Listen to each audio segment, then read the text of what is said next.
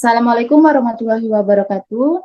Saya di sini sebagai moderator dan di sini saya dan rekan-rekan saya akan mempresentasikan tentang Rafins keripik kulit ikan, salah satu UMKM yang telah kami pilih. Next.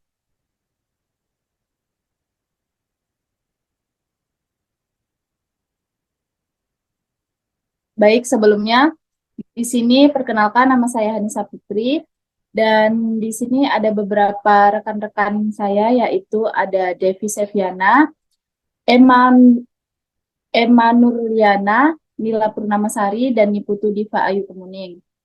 Selanjutnya, di sini akan dijelaskan oleh rekan-rekan saya kepada Devi Seviana. Devi Seviana, saya persilakan. Baik, terima kasih. Untuk slide yang pertama yaitu di sini ada Raffins snack keripik kulit ikan. Raffins adalah makanan atau snack yang berbahan dasar kulit ikan patin. Makanan ini populer di beberapa kalangan sebagai camilan yang gurih dan renyah. Raffins ini terletak di daerah Kabupaten Prinsewu, Lampung. Oleh karena itu, Raffins adalah pilihan kami untuk menjadi topik yang kami bahas dalam presentasi ini. Selanjutnya akan disampaikan oleh rekan saya. Baik, terima kasih. Selanjutnya mengenai model perspektif sistem terbuka. Yang pertama ada input mengenai bahan baku yaitu ikan kulit patin. Yang kedua tenaga kerjanya, pengolahan dan produksi. Modalnya investasi awal dan peralatan produksi. Selanjutnya ada pengetahuan dan keterampilan yaitu keterampilan dalam mengelola keripik kulit ikan patin. Yang kedua ada konversi mengenai pengolahan kulit ikan dengan proses pembersihan, pengeringan, dan pemotongan kulit ikan. Dan penambahan bumbu, mengenai proses penyedap kulit ikan dengan bumbu dan rempah-rempah. Melalui proses produksi, yaitu penggorengan kulit ikan hingga menjadi keripik. Selanjutnya, dilanjutkan oleh kemasan, mengenai penyusunan dan pengepakan keripik kulit ikan dalam kemasan yang sesuai. Dan yang terakhir mengenai output, yaitu produk jadi. Keripik kulit ikan ini siap dijual ke konsumen. Selanjutnya ada pendapatan uang yang diperoleh dari penjualan produk. Dan yang terakhir mengenai limbah. Limbah yaitu potensialnya ada limbah produksi yang perlu dikelola. Selanjutnya akan dijelaskan oleh rekan saya. Baik, selanjutnya adalah pandangan tentang efektivitas.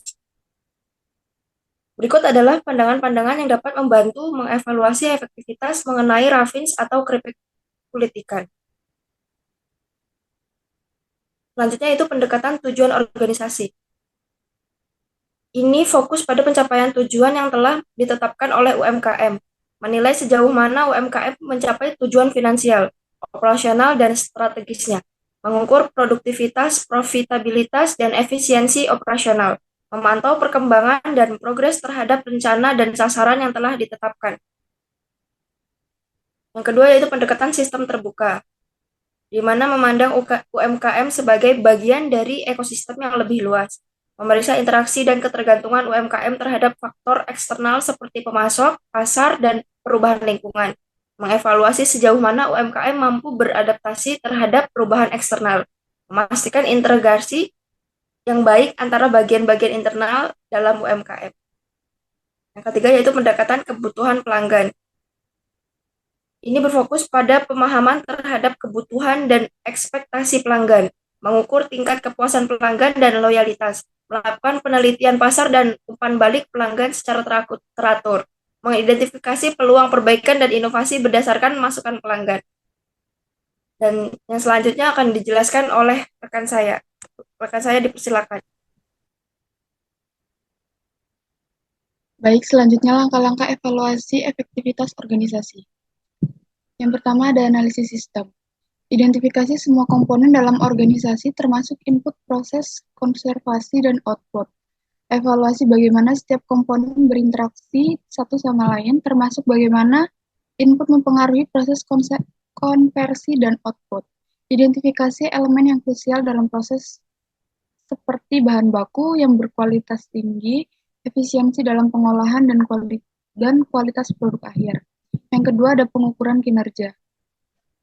Menggunakan metrik yang sesuai untuk mengukur kinerja dalam setiap tahap proses, seperti tingkat produksi, biaya produksi, kualitas produk, dan pendapatan.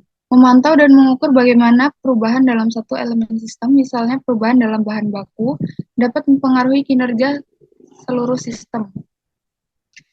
Yang terakhir, adaptasi dan perbaikan. Manajer harus dapat mengevaluasi hasil analisis sistem dan pengukuran kinerja untuk mengidentifikasi potensi perbaikan. Berdasarkan temuan, mereka dapat membuat perubahan yang sesuai dalam komponen input, proses konversi, dan output untuk meningkatkan efektivitas keseluruhan organisasi. Selanjutnya akan dibacakan oleh rekan saya.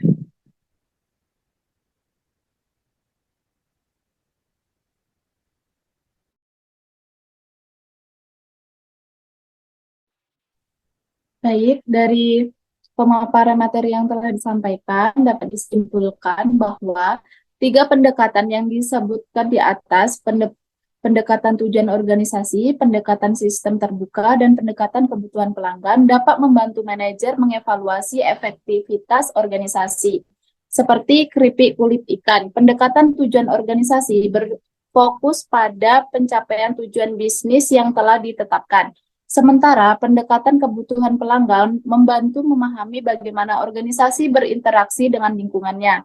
Dengan menggabungkan pendekatan ini, manajer organisasi dapat memperoleh pemahaman yang lebih luas tentang cara bisnis dapat bekerja dengan efektif, memaksimalkan pencapaian tujuan, memuaskan pelanggan. Dengan demikian, penggunaan pendekatan ini secara keseluruhan dapat membantu organisasi dalam merencanakan, mengatur, dan meningkatkan kinerja mereka, yang pada akhirnya dapat berkontribusi pada kesuksesan bisnis yang berkelanjutan. Sekian presentasi yang telah kami sampaikan. Apabila ada salah kata, mohon dimaafkan. Wassalamualaikum warahmatullahi wabarakatuh. Waalaikumsalam. Waalaikumsalam warahmatullahi wabarakatuh.